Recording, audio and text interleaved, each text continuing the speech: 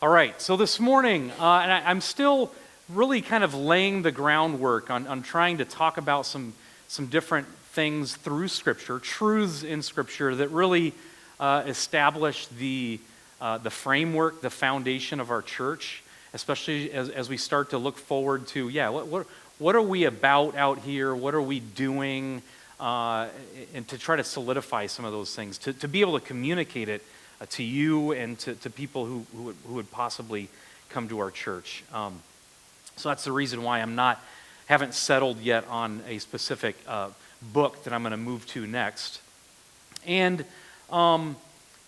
combined with what happened again this weekend, and it seems like every week there are more examples of things that are happening in our world, whether it be politically or from a hazard or an emergency perspective. And yeah, I thought of you, Troy, this morning, that you would have been in the mix of this as far as if this happened here. But the terrible flash floods down in Texas, if you're not following, if you're not looking at news and social media like I am all the time, another very terrible natural disaster happened over the course of the last day and a half. And and I've seen a lot of people, again, try to explain it, and of course we've got divisiveness going on regarding politics and blaming climate change and all kinds of other things. But the reality is, history shows us that this happens over and over again. This being natural disasters. This being emergencies, and especially for a few of the younger kids that are in the room, I hope that you can pay attention and listen to what I'm saying this morning, because it can help lay a framework of thinking in your mind as a young Christian about how we understand God in the midst of terrible things that we can't explain. And specifically what's happened this weekend is apparently through this section of Texas and the Guadalupe River, there are a lot of summer camps that kids were attending. And this one camp in particular was a girls' camp, and there still are 27 young, I'm talking like 8 to 12-year-old girls that are missing. And just so you know, I'm not trying to explain or give a reason for why God allows this stuff to happen, because ultimately in your life, as sure as you may think that your theology is, and as much hope as that gives you now when you're not in an emergency, I promise you, when you are in the place of some of these parents or people who have lost a young child or a grandchild or a friend, the pain and the questions that come as a result of that, they're going to come. Okay, so as a Christian, as we look at things like this, it's kind of what I'm talking about all the time, is how do you prepare yourself for that? Because you're not going to be able to avoid. I hope you guys understand. I hope this doesn't give you hopelessness. To me, it gives hope. If you look at the stories that we're seeing in Scripture, and I'm going to mention a few of them this morning, is God is not expecting you, and if you want to engage me like individually about this, because it could, maybe it's going to raise some questions.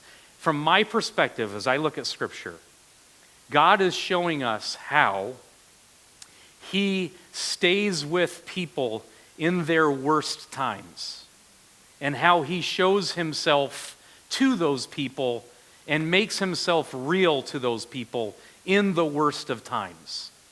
That is different than trying to teach you how to prepare yourself so that you can have the best faith possible and not question God when you experience those worst times.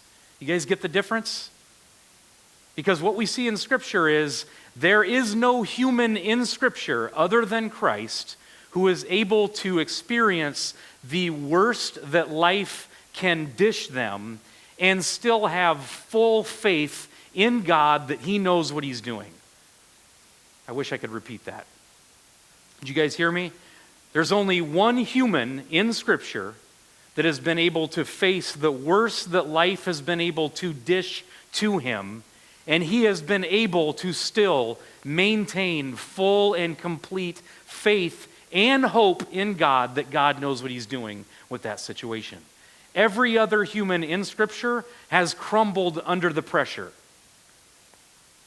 So the point isn't that God is trying to say, okay, come on, Don Brewer, I'm getting you to this point to where you're going to be able to withstand the waves and the pressure of life. That's not what God is doing. That may sound counterintuitive, but the reality is God is doing something in the midst of it. So the question is, what is he doing? What is he showing? What is he teaching? And so I just want to go through this truth, and the truth being, and I have there, at the beginning, I have this point. God's thoughts and ways are very different than our thoughts and ways. And specifically, and this is a picture of that area in Texas to where the devastation is terrible.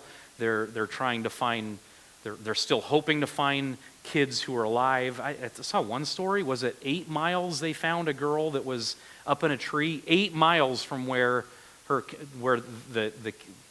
she was, but she was alive. Just fascinating. But yeah, God's thoughts and ways are very different than our thoughts and ways, and I should say, and our thoughts and ways are going to clash with God's thoughts and ways at some point in life. As a Christian, how do you wade through that? How do you work through that? And so I want to highlight the Isaiah 55 passage this morning, where Isaiah writes, "For my thoughts are not your thoughts, neither are your ways my ways, declares the Lord. For as the heavens are higher than the earth, so my ways are higher than your ways, and my thoughts than your thoughts."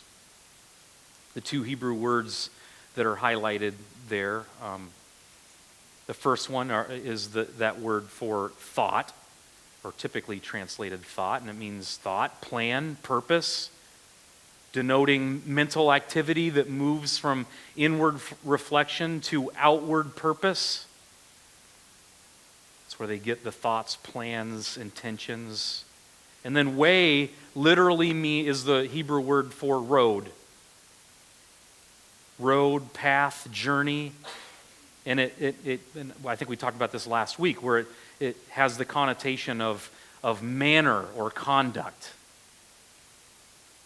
So it's a course of life or a mode of action. So God's way of thinking and his purpose for things and his ways of enacting those purposes are very different than the way we would do it. And we often talk about that as far as being an armchair quarterback, how on a daily basis we're looking at what God is allowing to happen in our lives. And I know from my perspective, I'm in a constant analysis of that. Just even that word, think about it, or think of that phrase. I'm in constant analysis of what God is doing and allowing to happen in my life. What thoughts do you have when I say, I'm in constant analysis of God's ways in my life? Any thoughts you guys want to bring out? I see some laughing. So there's the positive aspect that, hey, I'm trying to understand it. I'm trying to make sense of it. I've talked about how it's in the human DNA that's what all of us are doing all of the time. We want to connect the dots. We want it to make sense. Any other thoughts? I'm in analysis of God's ways. Yeah, not could be. Just me even saying I'm analyzing God's working in my life is I'm in judgment of what God is doing. You can paint that in the positive all you want. And that's okay. God knows that's the way that we are. So in a sense, that it is okay. It's just the way that it is. There you go, Kathy. There's the saying. It is what it is. That's the way we people are. And hopefully you understand by now His ways are very different than our ways. His thoughts are very different than our thoughts. And look how Isaiah continues to explain that. He says, and this is where it starts to get really hope-filled. Well, if you can be skeptical of your own way of thinking and realize how unwise you are, then it's very hopeful that God is enacting His ways and not yours. Okay, that's a side note. That's for free. But then he says, for just as rain and snow fall from heaven and do not return without watering the earth, making it bud and sprout, and providing seed to sow and food to eat, so my word that proceeds from my mouth will not return to me empty, but it will accomplish what I please, and it will prosper where I send it. So the reality is here, very different than you and I. When a word leaves my mouth, it doesn't come back to me having fulfilled its purpose. Because most of my words don't have a purpose. This is explaining that every word that God utters has a purpose that He is intending for an outcome to take place. And this gives a picture of life, of blessing, of being prosperous. So just as the rain and the snow falls from heaven and do not return without watering the earth and making it bud and sprout, so my word that proceeds from my mouth will not return to me empty or void or useless, but it will, and I'm going to give you the Hebrew word here. Again, it's this word, it's to do or to make. It's used over 2,600 times in the Old Testament.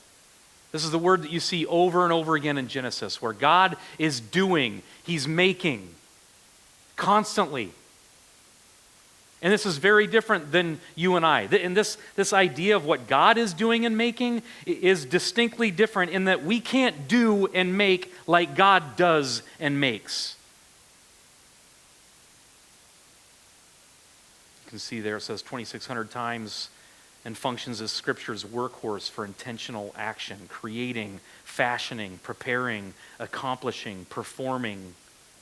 This is what God is doing all the time. This is what He's explaining through Isaiah. Some other Scripture passages that help kind of fortify that again, and these are in the New Testament. Ephesians, according to the plan of Him who works out everything by the counsel of His will. Romans 11, oh, the depth of riches, both of wisdom and knowledge of God, how unsearchable His judgments, and how untraceable His ways. Back to the armchair quarterbacking thing. I'm trying to connect the dots. I mean, Paul in Romans is saying, you can't connect the dots. You can't connect the dots, so just what is he encouraging us to know? Everything that God is doing has a purpose. He is doing and making in everything that he does and allows to happen, as hard as that is to understand. Job says, can you fathom the deep things of God? Actually, this isn't Job. This is one of his friends that's giving him good counsel at this point, okay?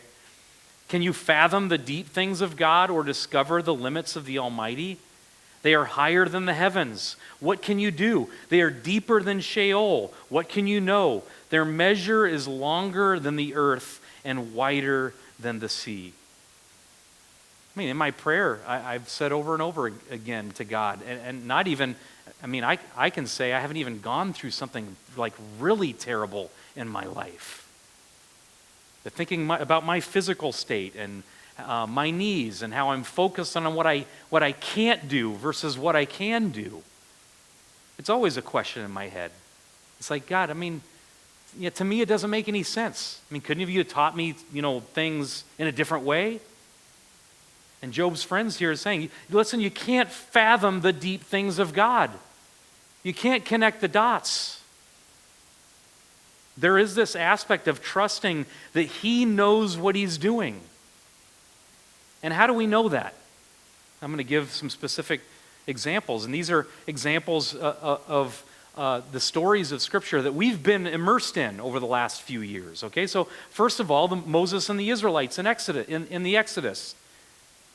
And even though we've talked about this extensively, especially in Sunday school, think about being in the shoes of the Hebrew people in Egypt, kind of where we're at in Exodus chapter 9 right now in Sunday school. God is revealing himself.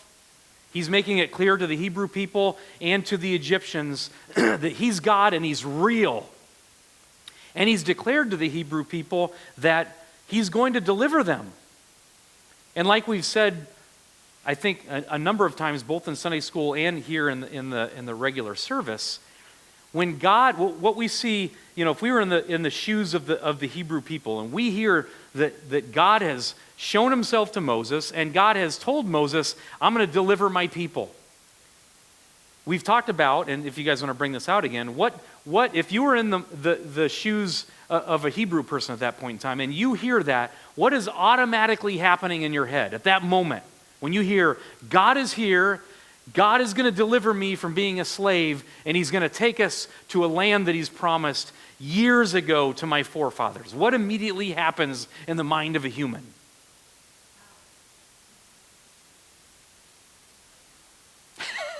How? Right now? Well, there's the question. But we talked about how just even these questions, it's like immediately in the mind of a human, we have an imprint of how it's going to happen. And maybe not the details of it, but especially in the moment of strength and excitement and encouragement, we're thinking, this is going to be great, this is going to be easy. Mainly because God's on my side. God's saying this. So let's go. I mean, it's all the people say, let's go. Let's do this. And then, so let's look at Exodus chapter 4. It says, and Aaron spoke all the words that the Lord had spoken to Moses, and did the signs in the sight of the people. This is before they go to Pharaoh. So they do the signs, the miracles of throwing the staff down on the ground, and the staff turns into a snake, and all the different miracles. And it says, and the people believed. And when they heard that the Lord had visited the people of Israel and that he had seen their affliction, they bowed their heads and they worshiped. And what you see is this idea that they're like, yeah, let's go. It's kind of this athletic team concept to where I'm at the height of my hope-filled existence, and I'm thinking, yeah, this is going to be good. But what do we know about the experience of the Hebrew people at this point in time? How does it go for them after that? Here you go, Exodus chapter 14. And the people of Israel cried out to the Lord, and they said to Moses, is it because there are no graves in Egypt that you have taken us away to die in the wilderness? What have you done to us in bringing us out of Egypt? I mean, think about that. They were just slaves in Egypt. They hated their lives in Egypt. They cried out. God heard their cry. They were delivered in a fabulously miraculous way. And then it got really hard. Or I should say, and it got hard over and over again. And God did it in a way that was very different than what they had in their minds. God's ways, his thoughts were different. So is this not what we said to you in Egypt? They do the normal human thing too. They said, hey, we told you this was going to happen. Shows you how good their faith was. So they were bi and tripolar people, to make a joke of it a little bit. You see them worshiping, you see them saying, let's go, you see faith, you see courage, and then it gets hard, and you see the opposite. That's just the way we humans are. And again, that's the argument that I'm saying. God wasn't strengthening them to the extent that they could just say, let's go all the time. He was doing this for his intent, for a certain intent, for a certain purpose, to where he was continuously teaching the people about himself. And the reality of that is God teaches us about himself as he kind of, in a parallel way, teaches us about ourselves and our need for him. So he said, hey, Is this not what we said to you in Egypt? Leave us alone, that we may serve the Egyptians. Look at that contrast. Serve God, who was this miraculous creator of life, giving them new life, and here they are saying, we just want to go back and serve the Egyptians. He says, for it would have been better for us to serve the Egyptians than to die in the wilderness. So you guys know the rest of the story. Look how different God's thoughts, his purpose, and his ways were for his people, and how he stayed with them consistently. And how about David? I used this example a number of months ago. David, he's still on the run from Saul. He's acting, we see him acting in a very courageous, you could say righteous way towards Saul, who is trying to kill him. David isn't trying to proactively overturn or overthrow Saul, even though he'd already been anointed king. He'd been on the run for numerous years. And this particular part of the story, to me, shows one of his low points, extreme low points. And one of his low points that wasn't a result of his own sin, because we know what happens later with Bathsheba and Uriah. And he says, and when David and his men came to the city, and this is the city where all of their families lived, it said they found it burned with fire, and their wives and sons and daughters taken captive. Again, think about this in light of that Isaiah passage. God's ways, his thoughts and his ways are so far beyond and above our own ways. Think about what David would have been experiencing at this point in time. And it says, then David and the people who were with him raised their voices, and they wept until they had no more strength to weep. I haven't experienced that yet in my life, but can you imagine that? They cried until they didn't have any more strength to cry anymore.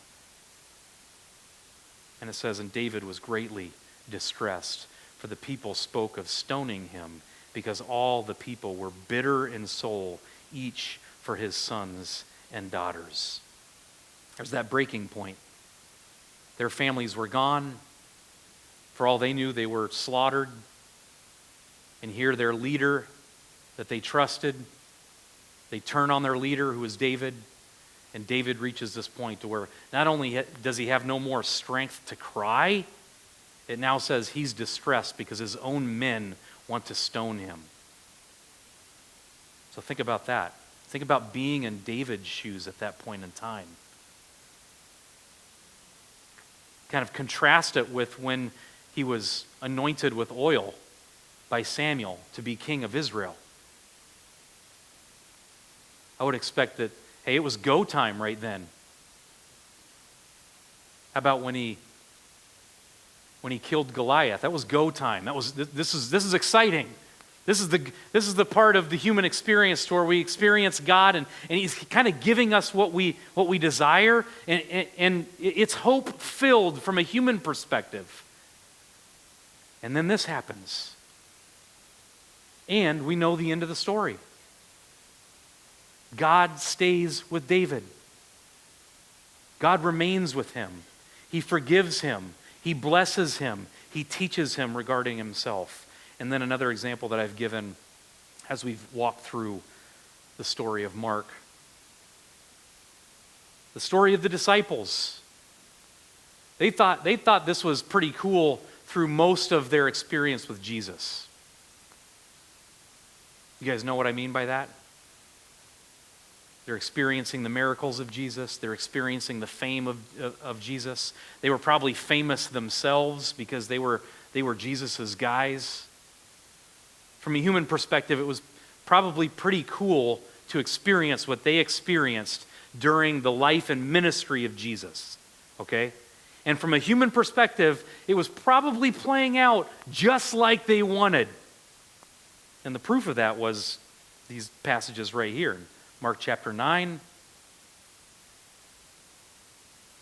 says, This is literally right after the transfiguration. Jesus asks the disciples, what were you discussing on the way? It says, but they were silent, for on the way they had been arguing about which one of them was the greatest. It's again, typical human thinking. They think Jesus is going to be the king, like the powerful physical king of Israel, overthrow the Romans, and they were debating, they were already aligning like a bunch of hen chickens, figuring out what's the pecking order.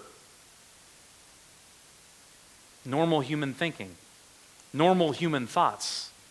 And we know God's thoughts were different, especially with this right here. In Mark chapter 9, if you didn't think that the disciples thought pretty good of themselves at this point in time, well, we know here James and John. And James and the disciples, James and John, having seen it, and this is where Jesus and the disciples were rebuked by people to not go into a certain town. And they say to Jesus afterwards and said, Lord, will you that we should call fire to come down from heaven and to consume them? Normal human thinking. If you and I were with Jesus at this point in time, we probably thought that we could have called out fire from our fingertips too, even though it had never happened before. Their thoughts were different than the thoughts of Jesus. And then the ultimate gap between the thinking of God and the thinking of his people. And to me, this is just phenomenal. It's one of my favorite verses in all of Scripture. But just think about the gap between human thinking and God's thinking, where Paul says, he made the one not having known sin. This is in a blocky interpretation, kind of follows the Greek. He made the one not having known sin to be sin for us, so that in him we might become the righteousness of God. That was nowhere in the thinking of the disciples as they were on their way to Jerusalem, in the prime of the ministry of Jesus. And this verse in and of itself proves out 4 specific truths as far as how to understand that scripture passage of Isaiah. And it's number 1, God will be our God and we will be his people. In every one of those examples, the Israelites and Moses, David and the disciples, we see this play out, that God will be their God and they will be his people. Despite their rejection, despite their sinfulness, despite their lack of courage, despite their lack of faith, despite their insistence, like the Israelites, to go serve somebody else, God still maintained this right here in Jeremiah. And you will be my people, and I will be your God. In every one of those circumstances, that was what was played out.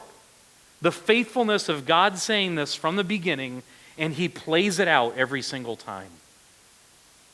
So that even when they experienced the horrible things that they experienced that just don't make sense from a human perspective, this truth is what actually played out.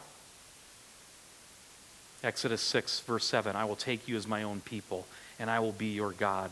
Then you will know that I am the Lord your God who brought you out from under the yoke of the Egyptians. So God will be our God and we will be his people. Every one of those stories, every one of those examples, the disciples, they scatter in fear and cowardice at the Garden of Gethsemane. And Jesus returns to them after the resurrection and says, peace be unto you. Number 2, God is for us.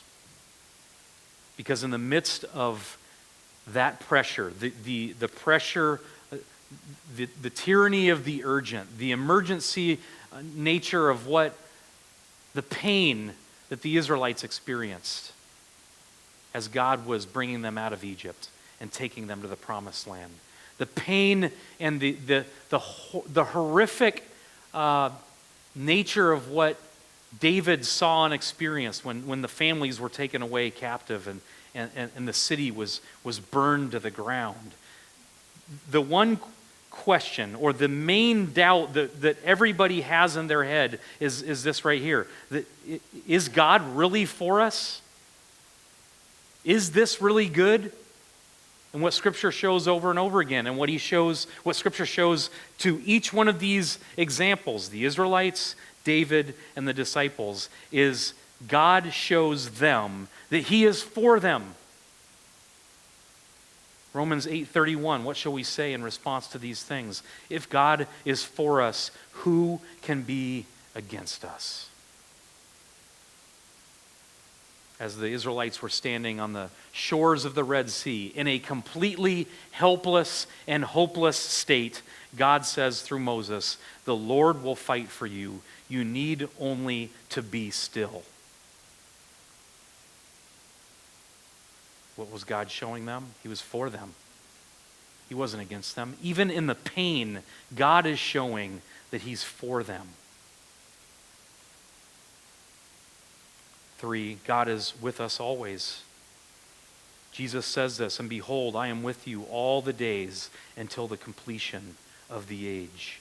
Isaiah, it's all over the Old Testament. Do not fear, for I am with you. Do not be afraid, for I am your God. I will strengthen you. I will surely help you. I will uphold you with my righteous right hand. The logical question is, why does God allow the circumstances of life to consistently bring us to our knees? Like the Israelites, like David, like the disciples. We see them brought to their knees in a completely hopeless state. They can't do anything to save themselves.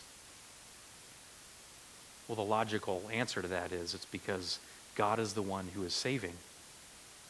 And He's teaching us about Himself, not about us. And then the last point. 4, God, He makes because of His love. I think it's easy to think about God doing things, again, from a human, from a human perspective. I'm doing things all day long out of a reactive sense. I'm reacting to things in my life. I'm fixing the tire. I'm mowing the lawn. I'm cleaning up stuff. I'm yelling at the dog. Name it. I'm in a constant reaction mode. Again, that kind of shows this idea that I'm not doing making. We humans don't have this grand purpose to where everything that we do, everything that we say is aligning with a purpose, an outcome that's a result of my love for other people. We can't do that. It's impossible for people to do that. But that's what God is doing all the time. God isn't merely reacting. God isn't merely just doing. Scripture shows emphatically that God is doing, making out of His love for His people in everything that He does and allows to happen. Ephesians chapter 2, but God being rich in mercy, because of His great love with which He loved us, He made us alive with Christ, even when we were dead in our trespasses. It is by grace you have been saved. In Romans 5:8, but God proves His love for us in this: while we were still sinners, Christ died for us. Because of His love, because of His faithfulness, because of what He has said from the very beginning, He's fulfilling His words. He's fulfilling His promise. And it's because of His love. So as we're faced with the extreme devastation that life can bring, that does bring, the extremely hard times, I hope for each of you, and especially for you kids, that you can think of this verse where Isaiah says, for my thoughts are not your thoughts, neither are your ways my ways, declares the Lord. For as the heavens are higher than the earth, so my ways are higher than your ways, and my thoughts than your thoughts. For just as the rain and the snow fall from heaven and do not return without watering the earth, making it bud and sprout, and providing seed to sow and food to eat, so my word that proceeds from my mouth will not return to me empty, but it will accomplish, it will do, it will make what I please or what I desire, and it will prosper where I send it.